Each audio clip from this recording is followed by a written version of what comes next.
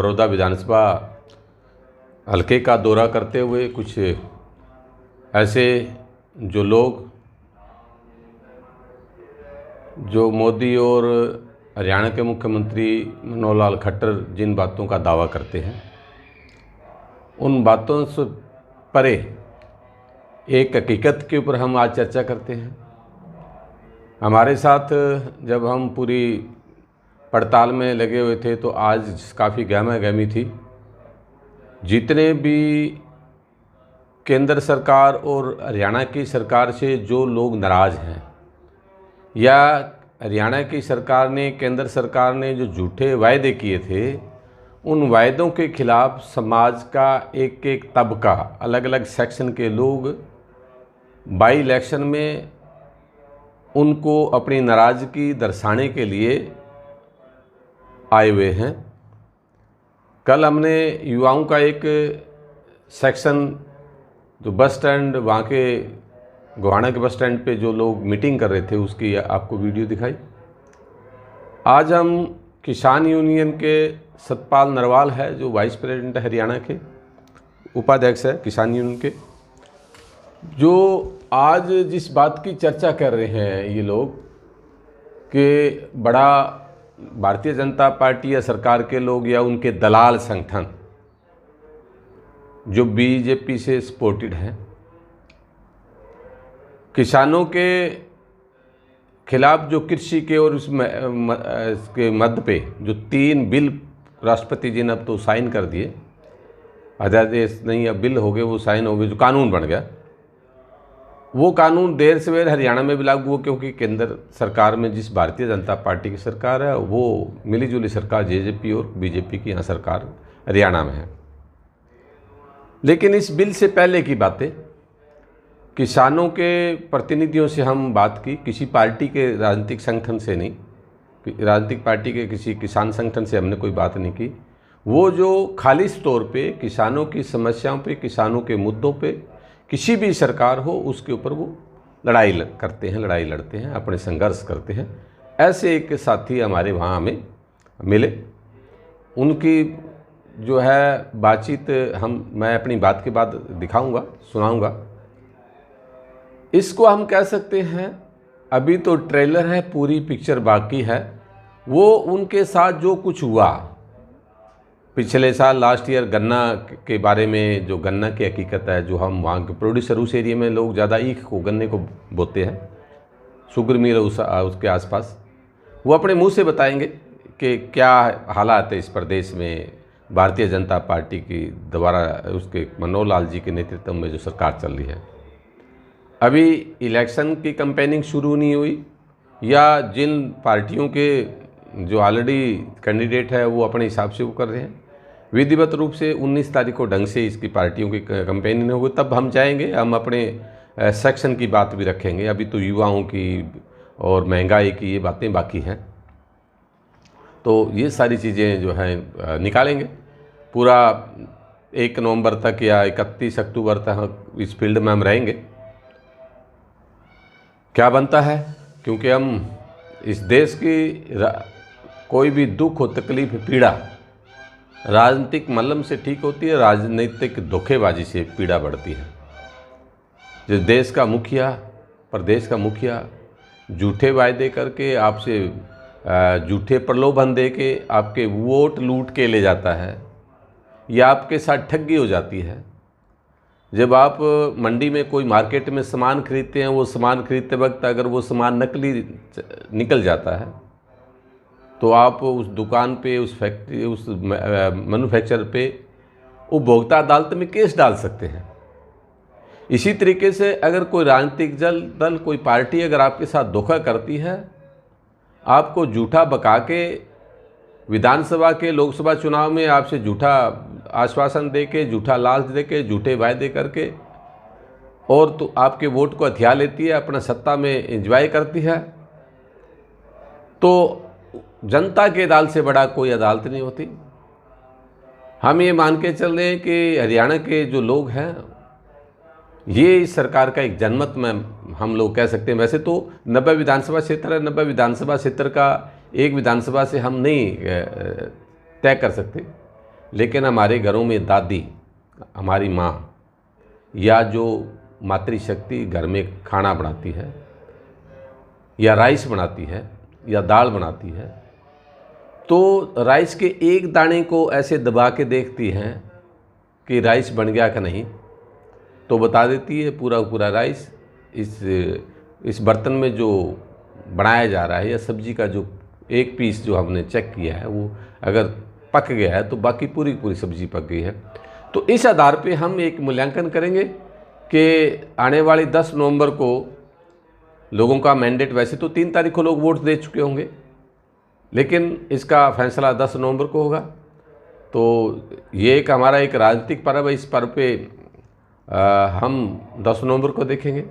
तब तक हम कोशिश करेंगे कि चौमन गांव में 54 विलेजेस हैं इस विधानसभा हल्के के, उसमें कोशिश करेंगे ज़्यादा से ज़्यादा गाँव में जाया जा सके, ज़्यादा से ज़्यादा लोगों से बात की जा सके। तो संभव हुआ तो जो लोग ऑन कैमरा बात करना चाहेंगे उनका हम ऑन कैमरा भी आपको इस बात को सुनाएंगे। चुनाव यात्रा है, इलेक्शन किससे संबंधित, ये चुनाव यात्रा पे हम आपको अलग अलग वर्ग के लोगों की, युवा है, बेरोजगार युवा है या विद्यार्थी है जो पढ़ने वाले हैं, किसान हैं, मजदूर है, कर्मचारी वर्ग है, या अब अगर आगे वर्गीकरण में आए तो SC ST के लोग हैं, OBC के लोग हैं या SBC के लोग हैं, ऐसे लोगों से कोशिश करेंगे आपकी इसमें कोई बातचीत हो सके, उन लोगों से चर्चा कर पाएंगे। तो ये हमारा कार्यक्रम चलता रहेगा 31 अक्टूबर तक, कोशिश यही हमारी रहेगी। तो आज हमारे किसान यूनियन के साथी जो पहले एक हमारे जो PTI अध्यापक वहाँ बैठे हैं धरने पे, PTI अध्यापकों के धरने के ऊपर वो उनको सपोर्ट करने के लिए कि हम आपके साथ हैं, PTI अपने आप को अकेला ना माने, किसान उनके साथ है, मजदूर उनके साथ है, युवा उनके साथ है, इस बात के लिए वो PTI के साथियों को अपनी बात कहने के लिए आए हैं। तो उसी लड़ी में हम उनसे उनका हमने थोड़ा सा बातचीत रिकॉर्ड की, उसके बाद उनके साथ पर्सनल एक इंटरव्यू टाइप से उनसे बात हुई, वो बात आपके सामने प्रस्तुत है। ये बातचीत आपको कैसी लगी? मेरी बातचीत के तुरंत बाद उनकी बातचीत थी वो शुरू होगा। आप प्लीज़ ये ज़रूर बताइएगा। और आगे क्योंकि अभी 10-12 दिन तक ये कार्यक्रम हमारा जारी रहेगा, तो आप इस विषय में ज़्यादा से ज़्यादा हमें लाइक या डिसलाइक करते कोई बात नहीं, मतलब कमेंट ज़रूर करें। आपको लगता है कि वो लेवल नहीं है, आपका अपना चैनल है, आपके दुख और तकलीफ़ की बात जितनी देर इतना नेशनल मीडिया पे ये सारे 10-12-15 सेकंड में कंप्लीट हो जाती है। हमारा कम से कम 8 से 10 मिनट 15 मिनट का भी जहाँ जरूरी समझते हैं हम ज़्यादा देर भी इस चैनल पे आपकी बात को प्रमुखता से दिखाया जाएगा। तो बातचीत हम शुरू करते हैं। तो अभी आप देखिए, विजुअलाइज कीजिए, और इस आपको ये अगर ये अच्छा लगे तो अपने रिश्तेदारों में, अपने दोस्तों में, अपने जिनको भी आप अच्छा समझते हो, इस वीडियो को आप शेयर कीजिए, कमेंट कीजिए, और हमारे सरमण भारत जो चैनल है उस चैनल को आप सब्सक्राइब प्लीज़ ज़रूर कीजिए। ये आपसे रिक्वेस्ट है, ताकि हमारी मेहनत जो हम कर रहे हैं, आपको जो सच दिखाने की हम कोशिश कर रहे हैं, उसमें हमारा हौसला बढ़ेगा। इन सब बातों के साथ शुरू करते हैं आज का कार्यक्रम। किसानों के मुद्दे, जो कृषि क्षेत्र के मुद्दे हैं, साथी सतपाल नरवाल जी का जो है 11 करोड़ बीमा कंपनी सरकार है ना, तो उसका आधा ये मंत्री लिखा है, इसलिए बीमा कंपनी की पैरवी करे, किसानी पैरवी नहीं कर रहे। तो ये क्या पद है जी, आप सभी से अनुरोध करेंगे 10-5 आदमी चल लो, आप मत भी जो थोड़ी 10-20 संख्या ही हो जाएगी, ये आएंगे। और एक मेरा अनुरोध और है, जैसे अगर कोई CID सिक्योरिटी का भाई इन्वेस्टर की समस्या समाधान कर दो 1-2 दिन में, तो और हम उनका समाधान कर दो 3 दिन में कर दो, नहीं तो 2-3 दिन पाछा एक ऐसा आंदोलन चलावेंगे, किसी भी गांव में नहीं घुस नहीं देंगे। अब मेरे भाई आरे कई कहते हैं बीजेपी जीतेगी भाई, न्यू करेगी, मतलब 100% हम उसके खिलाफ मतदान कराएं, कितनी रोल कर लेगी भाई। अगर दुनिया देखेगी किसी गांव में न घुस नहीं दिया, और जो बुजुर्ग हमारे 60 साल तो ऊपर गए, इनका चेत हो ना, अच्छी तो क्या खोद मरवाएंगे, तब इतना माहौल खराब होने के बावजूद भी कैसे जीतेंगे भाई। जब वोट हमारी है, सारी चीज हमारी है, और भाई यूं मौका चूक गया ना, अब भाई कई पार्टी आवेंगी, इनेलो रामो श्यामो बीएसपी फलाना ढकड़ा, अब तो और अपने दुश्मन बनाना टारगेट करके इन्हें कौन हरावा है, भाई एक का पार्टी राष्ट्र है, भाई कट्टी गुमराह होने की जरूरत नहीं, वो मेरा भाई है, कोई यारा है, रिश्तेदार है, सारी बातें भूल गए, एक तरफ मतदान कर दो भाई, चक्के हटा दो। बहन जी ठीक है बात नहीं तो यारे पहले सब आ रहे निवास निवासी देखेंगे, कल दो दुश्मनों ने पास बढ़ावाएंगे। ठीक है जी, बस इतना कर और बाजू ना तो थोड़ा किसान मजदूर एकता जिंदाबाद जिंदाबाद जिंदाबाद, किसान कर्मचारी एकता जिंदाबाद जिंदाबाद जिंदाबाद, तानाशाह सरकार मुर्दाबाद मुर्दाबाद मुर्दाबाद, बीजेपी सरकार मुर्दाबाद मुर्दाबाद मुर्दाबाद, किसान कर्मचारी विरोधी सरकार मुर्दाबाद मुर्दाबाद मुर्दाबाद, आवाज दो।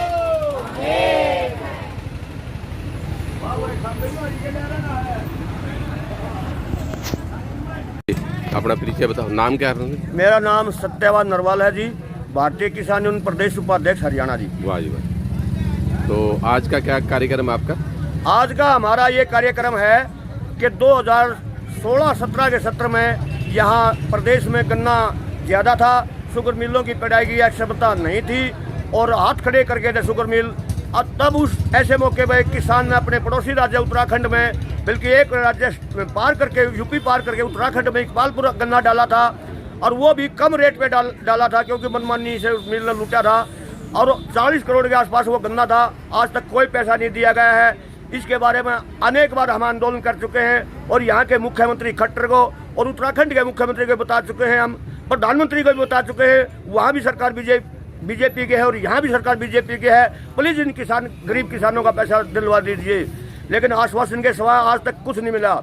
और इसी तरह मुख्यमंत्री ने 2016 में प्रधानमंत्री फसल बीमा योजना चलाई थी, उसके नाम पर किसान को लुटवाने का काम किया। यहाँ गोहाना क्षेत्र रेड जोन है, यहाँ कभी सूखा पड़ता है, कभी बारिश ज़्यादा होती है, फ्लड आती है, तो यहाँ के किसानों का 2017-18 से और 19-20 का काफ़ी हजारों किसानों का पेंडिंग पड़ा है। इसकी शिकायत हम मुख्यमंत्री को कई बार लिख के दे चुके हैं, डीसी साहब को दे चुके हैं, कोई समाधान नहीं हुआ है। आज हम 7 दिन का फिर अल्टीमेटम दे रहे हैं। माननीय मुख्यमंत्री जी, माननीय प्रधानमंत्री जी, हमारे गरीब किसान इस देश के अन्नदाता का समाधान करवा दीजिए, वरना 7 दिन के बाद हम यहाँ एक कड़ा आंदोलन करने पे मजबूर होंगे, जिसकी जिम्मेवारी सरकार की होगी। आपके गन्ना जो है वो MSP रेट पे खरीदती है सरकार क्या? देखिए, गन्ने का रेट जहाँ हरियाणा प्रदेश के शुगर मिलों में है वो लिया जाता है, लेकिन जब मिल में गन्ना ज़्यादा हो जाता है, जब प्राइवेट क्रैशरों में गिरना पड़ता है, तो हमने आधे रेटों में डालना पड़ता है। और जो उत्तराखंड में हमारे किसान गन्ना डाल के आए हैं वो भी 340 नहीं, वो 260 रुपये में डाल के आए हैं, यानी कि वहाँ भी किसान की लुटाई हुई है। जो गन्ने का निर्धारित रेट होता है हरियाणा और पंजाब जैसे जहाँ सक्षम हुआ कहते हैं हम 100% खरीद करते हैं, यहाँ भी किसान के साथ चाहे गन्ने की बात हो, चाहे धान की बात हो, चाहे बाजरे की बात हो, चाहे सूरजमुखी की बात हो, चाहे गवार जवार बाजरे की बात हो, MSP पर 100% नहीं खरीदा जा रहा। यही हमारी मांग है। मुख्यमंत्री जी, ये जो 3 काले कानून बनाए हैं इसमें संशोधन कर दीजिए, MSP पे खरीद का गारंटी कानून बनाइए और पैसे की गारंटी दीजिए। जिस तरह से 4 साल से हमारा उत्तराखंड में पैसा पेंडिंग पड़ा है 40 करोड़ का गन्ना किसानों का, उसी तरह जिस तरह आप निजीकरण कर रहे हैं, कंपनियों के हवाले कर रहे हैं, कोई खरीदे वो पैसा नहीं देंगे, किसान कहाँ ढूंढेगा उन लुटेरों को, अंबानी अडानी को कहाँ ढूंढेगा। यही मांग है कि हमारी MSP पर सरकार खरीद की गारंटी का कानून बनाए। मोदी जी कहते हैं कि ये किसान को हमने छूट दे दी कि वो मंडी से बाहर कहीं भी पूरे देश में अपना फसल बेच सकता है। यही तो मोदी जी ने किसान को लूटने का एक षड्यंत्र बना दिया है। चौधरी छोटू राम ने एक मंडियों की व्यवस्था की थी कि मंडी में लेगा कोई भी व्यापारी माल, वो कंपटीशन होगा, बोली होगा, किसान की लुटाई ना हो। अब बाहर कोई भी रिक्शा वाला या कोई भी अंबानी अडानी या छोटा बड़ा कोई भी ले जाएगा, कोई हमारे पैसे की गारंटी नहीं है, वो लेकर कहीं भाग जाए। और जहाँ तक कॉन्ट्रैक्ट की बात है, कॉन्ट्रैक्ट में हमारी ज़मीनों पर ही कई कंपनियां लोन लेके भाग गई हैं, उसका भी कोई प्रावधान नहीं है। यानी कि किसान को परमात्मा के हवाले छोड़ दिया है सरकार ने, कि कोई गारंटी नहीं रही है। इस देश के अन्नदाता के विरुद्ध ऐसे काले कानून बना के और पूंजीपतियों को कानून बना के लूटने का अधिकार दे दिया गया है। हमारी यही लड़ाई है। तो किसान का अगर ये तीनों कृषि बिल वापस नहीं लेते, काले कानून वापस नहीं लेते, या एमएसपी पे ये जो लिख के नहीं देती, तो फिर किसान क्या करेगा? आप तो किसान यूनियन के नेता है ना, तो क्या करेंगे? आपका अगला कार्यक्रम क्या है? अगला कार्यक्रम यह है कि 5 नवंबर को पूरे देश के जितने भी नेशनल हाईवे हैं वो 6 घंटे के लिए सुबह 10 बजे से लेकर 4 बजे तक जाम किए जाएंगे। और उसके बाद भी सरकार हट धर्मिता पर रहती है, हमारी बात नहीं मानती है, तो ये आंदोलन तब तक चलेगा जब तक हमारे खून में एक एक कतरा है। इसके परिणाम चाहे कुछ भी हो, कुर्बानी चाहे कोई भी क्यों ना देनी पड़े, इससे हम पीछे हटने वाले नहीं हैं। सरकार कहती है हम लाठी और गोली से ठीक कर लेंगे। हाँ, सरकार ने हमारे ऊपर अनेकों बार लाठियां चलवाई हैं, अनेकों बार किसानों पर गोलियां चलवाई हैं, अनेकों किसानों ने शहीदियां दी हैं, लेकिन क्या हमारे आंदोलन खत्म हो गए? क्या ये किसान और मजदूर और कमेर वर्ग की आवाज़ दबने वाली नहीं है, किसी भी कीमत पर नहीं दबने वाली है। देश के जो पुलिस में हमारे बच्चे हैं, किसानों के, मजदूरों के बच्चे हैं, जो आर्मी में जो हमारे बच्चे हैं, उनके लिए आप क्या संदेश देना चाहोगे? मैं अपने जो आर्मी में सीमा की सुरक्षा कर रहे हैं वो अपने फौजी भाइयों को ये संदेश देना चाहता हूं कि वो सीमा की सुरक्षा करें। हम इस देश के अंदर, हम इस देश के पेट की सुरक्षा कर रहे हैं। और अपने जो हमारे ऊपर पुलिस के भाई हैं उनसे अनुरोध करना चाहूँगा, अगर ये वक्त आ जाए इन कायर और जालिमों का विरुद्ध, इनके विरुद्ध लाठी उठाना है, अपने भाइयों पर लाठी नहीं उठाना है। बहुत अच्छे, आपने बहुत अच्छे से बात कही। जय भीम।